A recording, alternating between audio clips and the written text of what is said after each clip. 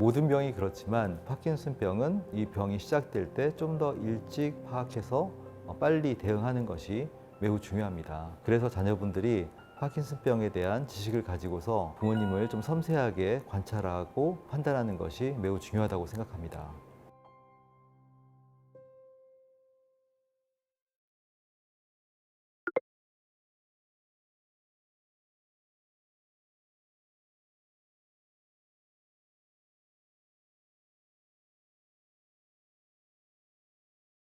설 연휴가 며칠 안 남았는데요. 설 연휴 때는 이제 온 가족이 고향에 내려가서 모여서 즐거운 시간을 갖기도 하지만 부모님을 만나 뵙고 또 한 며칠간을 같이 있을 수 있는 그런 시간이기도 한데요. 부모님의 건강 상태를 체크할 수 있는 좋은 그런 기회이기도 합니다. 요즘 치매와 더불어서 퇴행성 뇌질환인 파킨슨병의 증가율이 높아지고 있기 때문에 부모님도 혹시나 이런 파킨슨병의 어떤 징조가 있으신지 이런 것들을 미리 체크할 수 있는 좋은 기회이기도 합니다. 그렇기 위해서는 우리가 파킨슨병이 초기에 어떤 식으로 나타나게 되는지를 알아볼 필요가 있는데요. 오늘은 이번 설 연휴 동안 부모님께서 혹시라도 파킨슨병의 징후를 가지고 계신지를 살펴보기 위해선 어떤 지식이 필요한지 이것을 제가 좀 알려드리는 시간을 갖도록 하겠습니다. 파킨슨병이 처음 시작할 때 대부분 본인들은 자각을 못하고 시간을 보내는 경우가 많습니다. 대표적인 파킨슨병의 운동성 증상인 서동의 경우 몸이 둔해지는 건데 옷 갈아입는 속도가 좀 더 느려지거나 걸을 때 걸음의 속도가 느려지거나 하는 그런 것들은 본인이 느끼기가 어렵거든요. 그래서 이런 것들을 주변에서 보고 뒤늦게 얘기를 해서 병원을 찾는 경우가 있는데 이때는 조금 더 진행이 된 경우가 많습니다. 그래서 이렇게 뒤늦게 오시는 경우에 특히나 자식분들이 내가 좀 더 이 병에 대한 지식이 있어서 전에 뭔가 조금 이상하다 싶을 때 먼저 파악해서 이 병과의 관련성을 좀 알 수가 있었다면 좀 더 일찍 치료를 시작했으면 좋았을 텐데 하는 그런 후회를 많이 하시는 경우들을 제가 많이 보게 되는데요. 모든 병이 그렇지만 파킨슨병은 이 병이 시작될 때 좀 더 일찍 파악해서 빨리 대응하는 것이 매우 중요합니다. 그래서 자녀분들이 파킨슨병에 대한 지식을 가지고서 부모님을 좀 섬세하게 관찰하고 판단하는 것이 매우 중요하다고 생각합니다.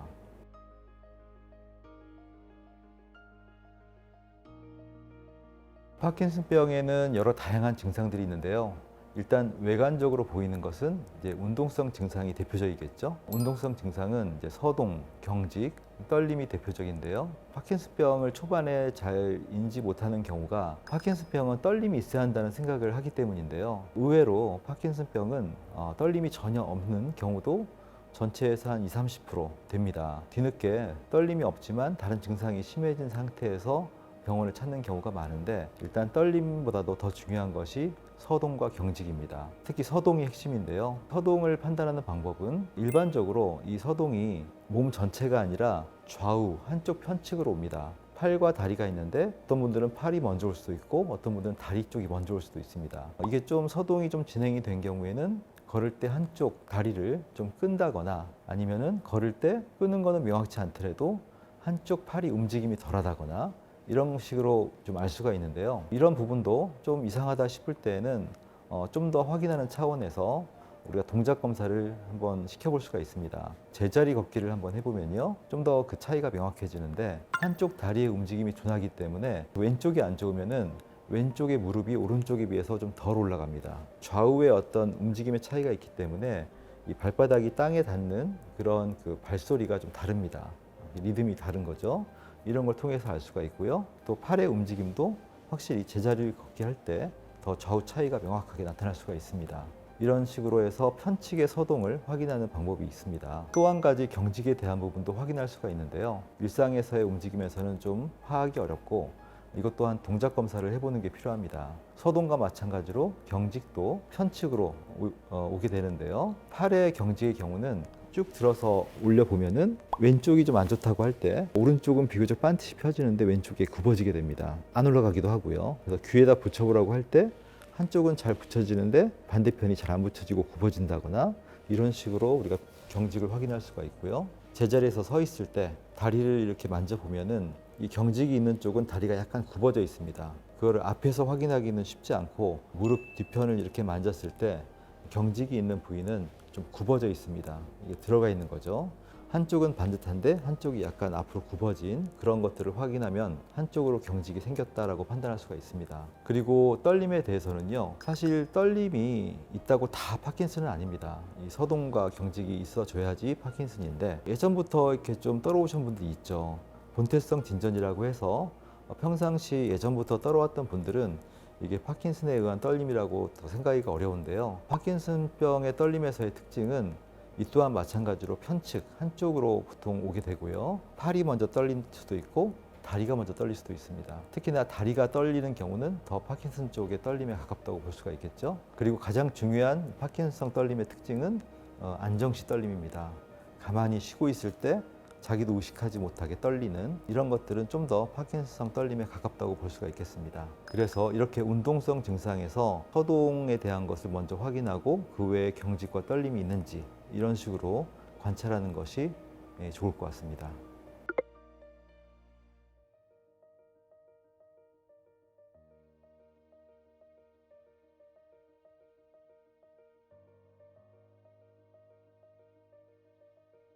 이렇게 제가 항상 운동성 증상, 그 중에서도 서동을 이제 강조를 합니다만, 이런 본격적인 운동성 증상이 나오기 전에 눈으로 보고 확인할 수 있는 그런 것들이 있는데요. 가장 대표적인 것이 이렇게 얼굴 표정의 변화입니다. 무표정해지고, 이렇게 생기가 없어지고, 눈빛이 흐릿해지고, 얼굴이 굳다 보니까 좀 화가 난 듯한 표정이 나오고, 어떻게 보면 좀 별 증상 같지 않아 보이지만, 파킨슨에서 거의 유일하게 발견될 수 있는 증상이기도 합니다.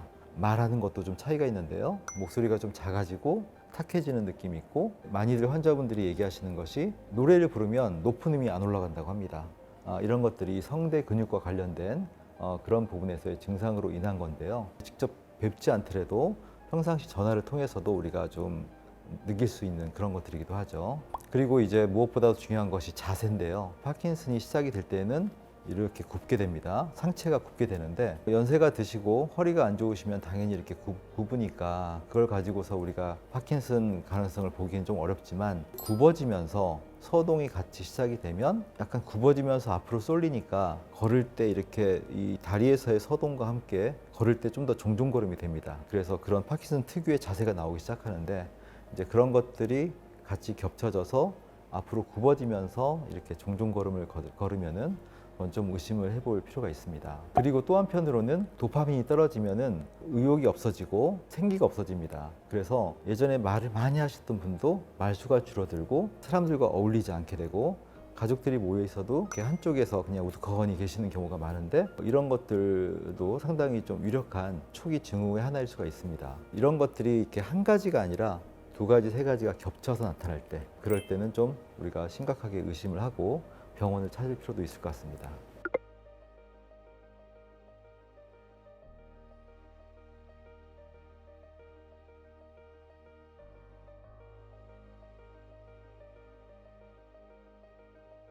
제가 말씀드린 그런 증상들이 뭐 한 가지, 두 가지 정도가 아니라 한 좀 몇 가지가 겹쳐질 때에는 강하게 의심을 해볼 수가 있는데요. 이럴 때는 빨리 병원을 가보시는 게 좋습니다.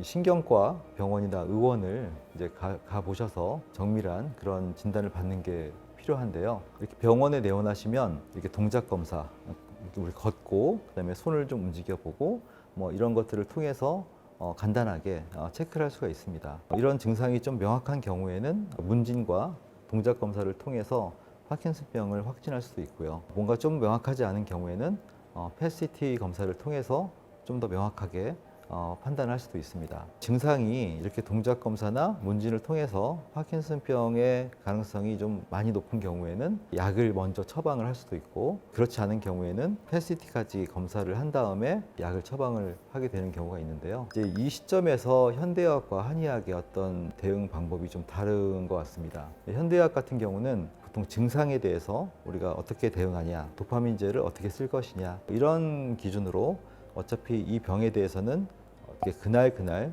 어떤 약을 써서 증상을 개선시켜서 운동도 할 수 있게 하고, 이렇게 만드는 것을 현대의학에서는 중요하게 생각을 하고요. 한의학에서는 몸의 원리상 이 병이 왜 왔는지, 이 병의 어떤 원인이 어딘가에 있는지, 그 원인이 뭔지를 살피면 좀 원인 치료가 가능하다. 사람에 따라 차이는 있지만 그런 것들이 파악이 되는 경우에는 그런 것이 가능하다고 보기 때문에, 이 증상이 좀 명확하지 않더라도 증상의 추이가 이 파킨슨병으로 가고 있다라고 한다면 이걸 빨리 선제 대응하는 것이 중요하다고 생각을 합니다. 아주 초기인 경우에는 병세를 꺾기가 좀 쉽기 때문에 이 부분이 굉장히 중요한 골든타임이다. 저는 이렇게 말씀을 드리는데요. 현대의학과 한의학의 좀 입장이 다르기 때문에 그거는 이제 환자분들의 판단도 중요하지만 PET-CT의 검사 시점이 너무 늦다. 이럴 때는 저희 한의원에 오셔서 선제 대응할 수 있는 방법이 뭐가 있는지 이런 것들을 같이 판단해 보는 것도 좋을 것 같습니다.